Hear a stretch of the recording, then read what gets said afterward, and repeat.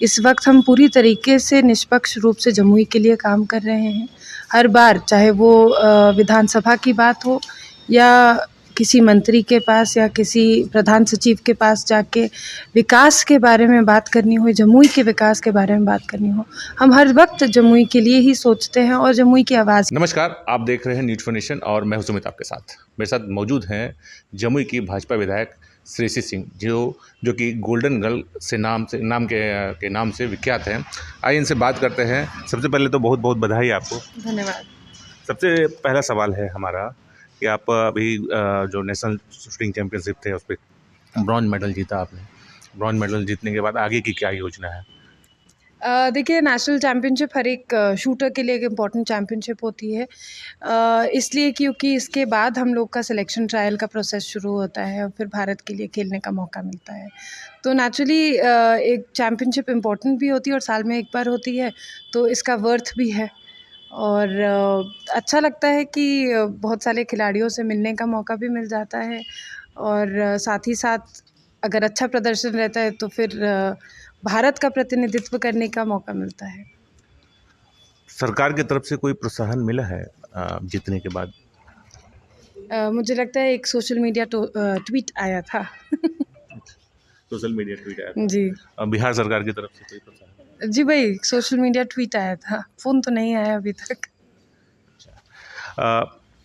एक आपसे आपकी माँ से मेरी बात हुई थी, तो आपकी एक बचपन की बात उन्होंने बताई थी कि आप अपने पिताजी से हमेशा जिद किया करते थे कि मुझे भी टिकट चाहिए, मुझे भी टिकट चाहिए, टिकट चाहिए।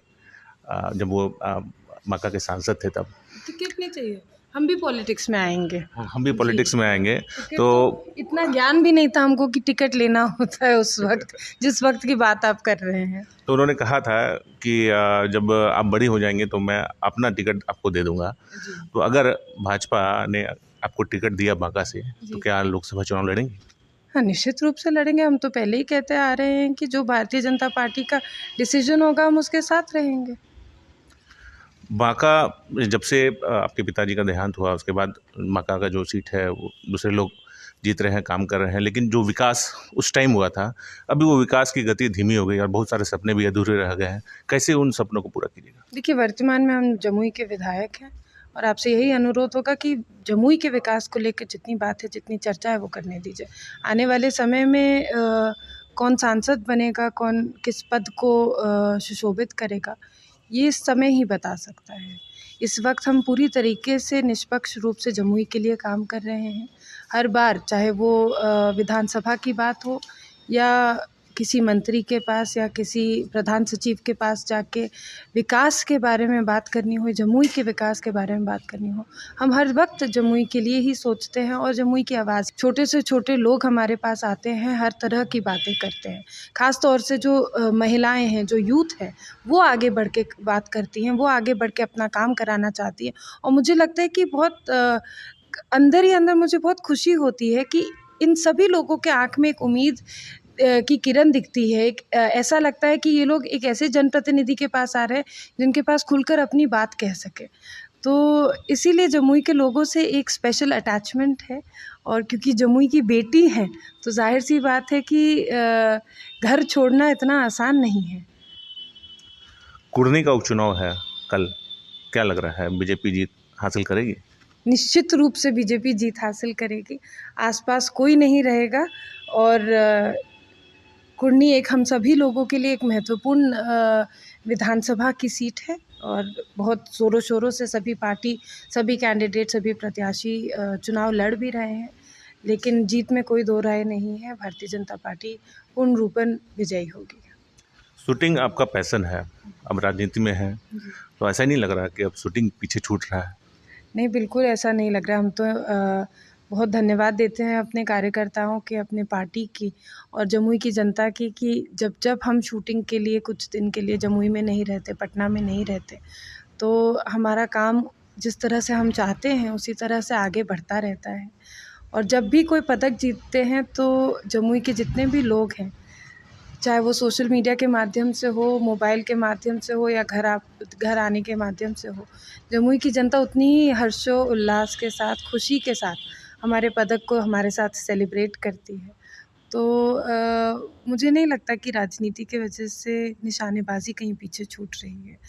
हाँ, एक मन में एक सवाल ज़रूर उठता है, बुरा भी लगता है इस बात का कि हम पिछले 16 साल से निशानेबाजी कर रहे हैं बिहार के लिए, लेकिन आज तक बिहार सरकार एक भी शॉटगन शूटिंग रेंज पूरे बिहार में नहीं बना पाई। ना तो किसी प्राइवेट ऐसे आदमी को परमिशन दिया कि रेंज बना सके, और ना ही खुद एक बिहार की ऐसी कोई इंफ्रास्ट्रक्चर या इंस्टीट्यूशन आगे बाहर निकल कर आया है। तो इस बात का बुरा ज़रूर लगता है, और ये लगता है कि कहीं न कहीं बिहार के जो हमारे बच्चे हैं, वो, मैं तो एक सिर्फ उदाहरण दे रही हूँ शॉटगन शूटिंग का, लेकिन ऐसे बहुत से खेल हैं जिनका कोई मैदान ही नहीं है बिहार में। और आप सोचिए, जो टैलेंट है, अगर टैलेंट को कोई स्टेज नहीं मिलेगा, कोई अपॉर्चुनिटी नहीं मिलेगा, तो टैलेंट देखने और दिखाने का मौका कैसे मिलेगा?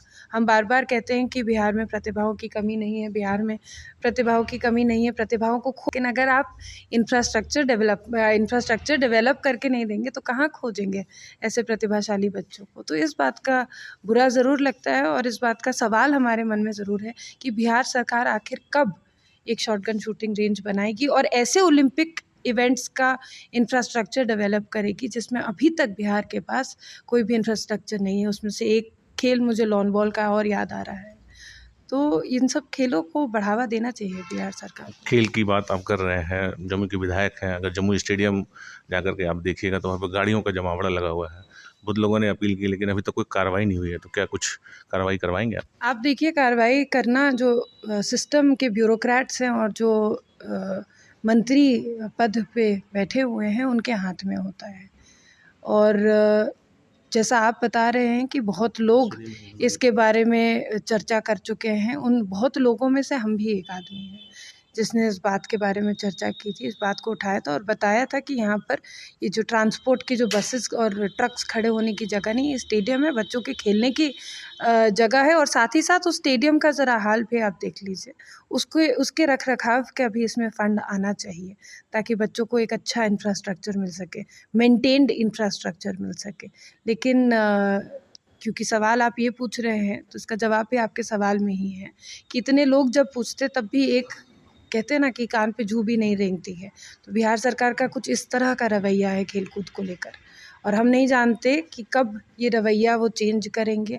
क्या आने वाले समय में ऐसा होने वाला है कि बिहार के जो बच्चे हैं, जो खेल रहे हैं और खेलना चाहते हैं, उनको कैसे मोटिवेट करेंगे माननीय मुख्यमंत्री जी, माननीय उप मुख्यमंत्री जी, माननीय मंत्री कला संस्कृति विभाग, कैसे बच्चों को मोटिवेट करेंगे, आगे बढ़ाएंगे? ये सवाल तो उन पर उठता है। लालू जी का ऑपरेशन है कल, उनकी जो बेटी है वो किडनी दे रही हैं, क्या कुछ संदेश देना चाहेंगे? देखिए, ईश्वर से कामना करते हैं कि जल्द वो स्वस्थ होकर हम सभी लोगों के बीच आए। बिहार के एक मजबूत नेता हैं, हम सभी के अभिभावक भी रहे हैं, और राजनीति अपने जगह पर है। लेकिन मुझे लगता है कि सिर्फ मैं नहीं, बहुत से लीडर होंगे, मुझसे बड़े लीडर होंगे, जो आज सिर्फ मन में यही कामना कर रहे होंगे कि वह जल्द से जल्द स्वस्थ होकर हम सभी लोग के बीच आ जाए। आपका बहुत बहुत धन्यवाद।